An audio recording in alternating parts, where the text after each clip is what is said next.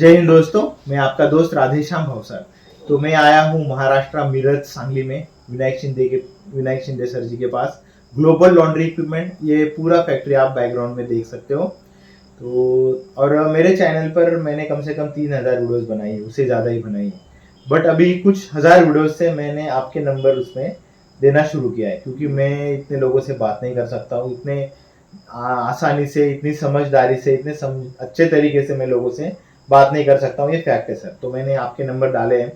तो आपने जितने भी लोगों से बात किया होगा ना, उनका एक छोटा सा सारांश हमारे दर्शकों के साथ में शेयर कीजिए कि क्या बात आपकी होती है, लोगों के प्रॉब्लम्स वगैरह जो भी है वो हमारे दर्शकों के साथ में शेयर कीजिए सर।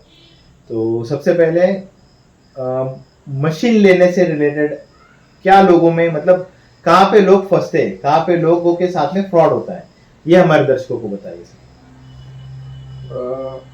दरअसल मुझको काफ़ी फ़ोन आते हैं।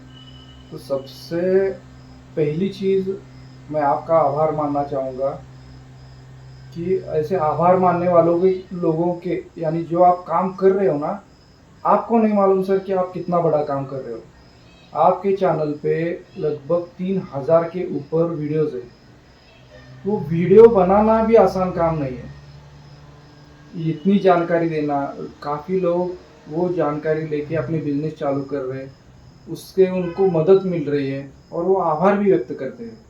आपको आपके ज़रिए हमको ही बोलते हैं कि सर उन्होंने बहुत अच्छी वीडियो बनाई है, हमको बहुत मदद होती है। ये बहुत ज़रूरी है चीज़ है सर, यानी बहुत बड़ी चीज़ है। दूसरी बात, हमको जो फ़ोन आते हैं वो ट्रैप होने वाले फ़ोन ज़्यादा आते हैं। ये ट्रैप यानी क्या कि हमने ये करके रखा हुआ है, अभी हम क्या करें। हमने फ्रेंचाइजी कुछ लोग लेते हैं, कुछ लोग दूसरे पे डिपेंड रह के बिजनेस करते हैं। खुद को कुछ नहीं करना, मेहनत करने की तैयारी नहीं, मगर दूसरा कर रहा है उसको बस सौंप देना है, कॉपी करना। उसमें भी ट्रैप होते हैं लोग। अगर वो बंदा चला गया तो उनका बिजनेस ठप हो जाता है, उनको कुछ खुद को आता नहीं, तो वो वहाँ पे भी काफ़ी लोगों को दिक्कतें आती है। तो उनको भी सपोर्ट दिया रहता है। आपका ट्रेनिंग सेंटर है तो उनको वो बताया जाता है कि आप यहाँ पे लेके आप कंटिन्यू कर सकते हो। ये चीज़ें होती है। और दूसरी एक बात की, अभी ना फ्रेंचाइजी का ट्रेंड चल पड़ा है, वो हमारा सब्जेक्ट नहीं है। बट काफी सारे फोन ऐसे आते हैं कि हमने 30 लाख डाल दिए, 35 लाख डाल दिए और जो एम्प्लॉयज थे वो भाग गए। तो कपड़े धोने का काम किसी के ऊपर डिपेंड होके नहीं हो सकता है सर, बराबर है नहीं? एकदम तो खुद को सीखना ही पड़ेगा। और अगर आपको लगेगा कि मैं बिजनेस का सेटअप कर दूं और मेरे पास इनकम आने लगेगी, तो ये प्रैक्टिकली पॉसिबल नहीं है सर। लॉन्ड्री शुरू करना है मतलब आपको खुद को कपड़ा धोना है, स्टेन निकालना है, वॉश करना है, स्टीम प्रेस करना है, सब कुछ काम आपको आना ही चाहिए। और बहुत सारे लोगों के ऐसे फोन आते हैं कि सर मैंने बिजनेस शुरू कर दिया, एक कारीगर मेरे पास आने वाला था, वो भाग गया। फिर मेरे पास आते हैं ट्रेनिंग के लिए, और कई बार ऐसा होता है लास्ट स्टेज में आते हैं। अभी उनके पास लास्ट स्टेज मतलब एक तो बिजनेस बंद करने की तैयारी होती है उनकी, तब जाके अपन कुछ नहीं कर सकते सर। तो ऐसे लोगों को आप क्या सजेशन देना चाहते हो, जिनको अभी बिजनेस शुरू कर रहा है, सर्च कर रहा है, उसमें वीडियोस है, बहुत सारे वीडियोस, हमारे अलावा फ्रेंचाइजी देने वालों की वीडियोस है, ट्रेनिंग देने वालों की वीडियोस है, तो उन लोगों को आप क्या सजेस्ट करना चाहते हो सर? देखो, अगर बिजनेस की शुरुआत करनी है तो काफ़ी सालों से, यानी जब से हम एक दूसरे से जुड़े हुए तब से तो वीडियो भी हमने शेयर किया है लोगों को, और आप भी यही वही चीज़ बताते हैं कि आपको प्रॉपर ट्रेनिंग लेनी चाहिए। सबसे पहली चीज़ मेहनत की तैयारी होनी चाहिए। ये बिजनेस में मेहनत है, इसमें आप लाख बहुत से वीडियोस है कि आप करो हो जाएगा, ऐसा कुछ नहीं है। आपको मेहनत करने की तैयारी होनी ही चाहिए।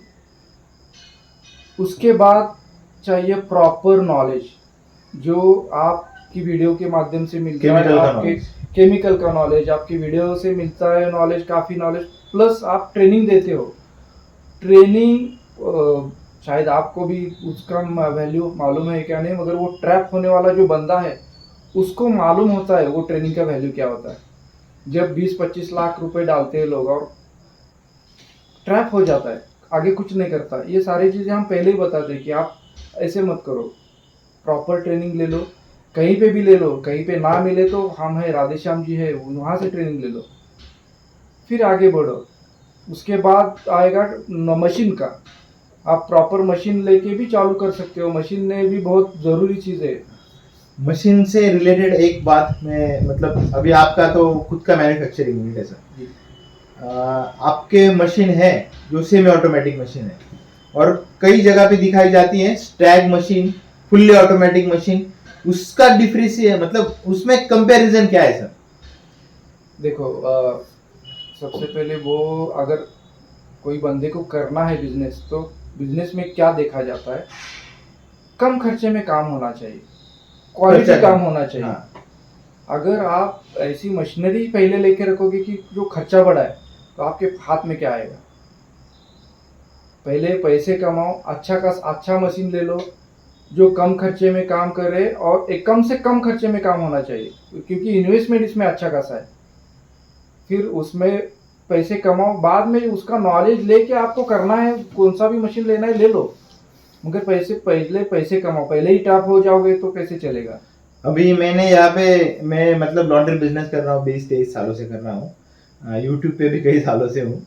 एक व्हाइट कपड़ा है, एक व्हाइट शर्ट है, बहुत ज्यादा गंदा है, कॉलर में गंदगी लगी है, फूड के स्टेन लगे, मिट्टी है, ये है वो है, तो वो एक तो आपका मशीन है, आपका हॉट वाटर बॉयलर है, उसमें पानी गर्म होगा, वॉशिंग मशीन में धुलेगा, हाइड्रो एक्सट्रैक्टर में हाइड्रो होगा। वॉशिंग मशीन में अपन ब्लीच यूज कर सकते हैं, सोडा ऐश यूज कर सकते हैं, डिटर्जेंट पाउडर यूज कर सकते हैं, चाहो तो 90 डिग्री 100 डिग्री टेम्परेचर यूज कर सकते हैं। मैं तो रिजल्ट देता हूँ, 100% क्लीन करके देता हूँ मेरी मशीनों का। बट आप मैन्युफैक्चरर हैं तो आप बताइए कि फुल्ली ऑटोमेटिक मशीन में ये सेम रिजल्ट मिल सकता है या नहीं मिल सकता है, और नहीं मिल सकता है तो क्यों नहीं मिल सकता? देखो, अगर फुल्ली ऑटोमेटिक मशीन हो तो उसमें सेंसर डाले रहते हैं, और हार्ड केमिकल से सेंसर डैमेज हो सकते हैं। ये एकदम गर्म पानी, गर्म पानी तो उसमें डाल सकते हैं, मगर हार्ड केमिकल, हाँ, ब्लीच, रॉ ब्लीच होगा। नॉर्मल अगर ऑटोमेटिक मशीन हो तो कोई भी घर में भी आप देख सकते हो, ऑटोमेटिक मशीन का डिटर्जेंट अलग होता है, उसमें वही रेकमेंड किया हुआ ही डाला जाता है, कौन सा भी एक्स्ट्रा क्वांटिटी नहीं डाल डाल सकते। सकते। कपड़े एक्स्ट्रा खराब है, एक्स्ट्रा क्वांटिटी में कपड़े खराब है, बट एक्स्ट्रा क्वांटिटी में केमिकल नहीं डाल सकते, ये बड़ी वो सबसे लेगा ही बड़ी नहीं, फैक्ट वो है। ऑटोमेटिक ही केमिकल हाँ। लेता है, वो लेगा ही नहीं। और आपके कपड़े कम हो तो ऑटोमेटिक मशीन उस ऐसा नहीं करेगा कि कम पानी ले लो उसके लिए, थोड़ा कपड़ा है तो कम ले लो, ज्यादा कपड़ा है तो ज्यादा पानी ले लो, ऐसा नहीं करेगा। सेमी ऑटोमेटिक में अगर कम भी कपड़े हो तो पानी आपको कम ही डालना है, क्योंकि मैनुअल चीज रहती है। हाँ। केमिकल भी कम डालना है, क्योंकि मैनुअल करना है हमको। ऑटोमेटिक में ऐसी चीज नहीं। और बहुत सारी ऐसी चीजें हैं कि ऑटोमेटिक में स्टार्टिंग में मत उतरो, अगर स्टार्टिंग में नहीं जाना। स्टार्टिंग में नहीं जाना। हाँ। आपने पैसा कमाया हुआ बचा हुआ है और वो बाद में लॉस में करना है, फिर हाँ। ऑटोमेटिक में जा सकते हो, मगर पहले ही ऑटोमेटिक में मत जाओ, पहले ही लॉस में मत जाओ। बराबर, क्योंकि ऑटोमेटिक मशीनों को हम रीसेल भी नहीं होगी वो। हम ऐसे नहीं बोल सकते कि कुछ भी मत करो, हम मैक्सिमम बोल सकते कि आपका प्रॉफिट कहाँ पे होगा। लोगों को दिमाग में रहता है कि हमको ऑटोमेटिक में ही जाना है, यही करना है, लेना ही ले लो, मगर स्टार्टिंग में आपको प्रॉफिट में आना है। बिजनेस में प्रॉफिट में पहले आओ। अगर कंटिन्यू आपको प्रॉफिट में टिकना है तो सेमी ऑटोमेटिक ही सही है, उसी में ये करना है काम आपको। एक स्टैग मशीन आता है उतनी कीमत में आपके हाइड्रो और वॉशिंग मशीन आ जाता है सर। हाँ, ऑटोमेटिक मशीन, एक मशीन के उसमें 2 हाइड्रो और इलेक्ट्रिसिटी कंजप्शन बहुत ही कम रहता है आपके मशीनों का।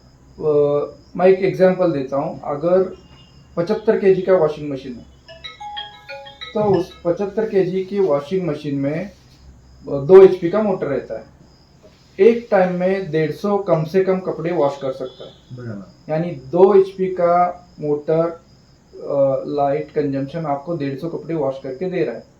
हाइड्रो एक्सट्रैक्टर में 5 HP का भी मोटर हो, 1-2 मिनट चलता है, 1-2 मिनट, 5 मिनट मैक्सिमम पकड़ लो, यानी 3 यूनिट में आपके 150 कपड़े आपके धुल जाएंगे, धुल रहे हैं यहाँ पे। हाँ, और स्टैग मशीन में बहुत ही, यानी 10 गुना उसमें 75 kg का भी ये पकड़ लिया तो 10 गुना उसका लाइट कंजम्पशन होगा। कम से कम 75 kg का मशीन अगर फुल्ली ऑटोमेटिक हो 12 से 15 HP का उसका मोटर रहेगा। हाँ, फिर प्राइस भी बहुत ज्यादा, इससे 3-4 गुना ज्यादा प्राइस बढ़ जाएगा। प्राइस तो बहुत ही ज्यादा होती है उसकी।